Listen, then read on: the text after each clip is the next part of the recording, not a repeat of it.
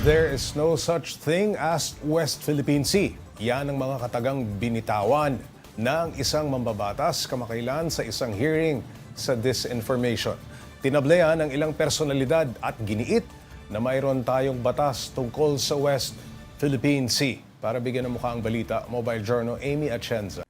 Usapin ngayon sa bansa ang pagbitaw ni Representative Dante Marcoleta ng katagang ito.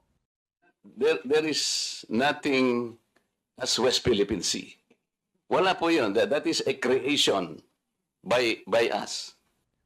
Pero aniya, ang kawalan daw ng pangalang ito sa mga mapa ang nais niyang tukuyin at lalong mahihirapan ang bansa dahil tanging executive order lamang ito.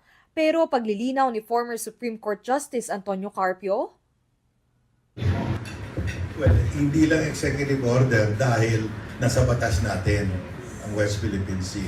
No, that's one. Secondly, yung sinasabi niya na i-register, that is under the International Hydrographic Organization para yan sa undersea features. nakapaloob yan sa Republic Act No. 12064 o Philippine Maritime Zones Act. Nakasaad ditong ang maritime zone sa kaliwang bahagi ng Philippine Archipelago ay tatawaging West Philippine Sea.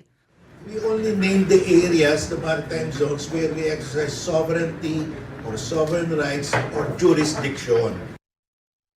Dagdag pa niya, iba-iba na ang nagiging naratibo ng mga mambabatas patungkol sa soberanya ng Pilipinas sa Scarborough Shoal. Kaya suhestyon niya, I'm calling on the DFA, the National Historical Commission, the Department of Education, the National Security Advisor.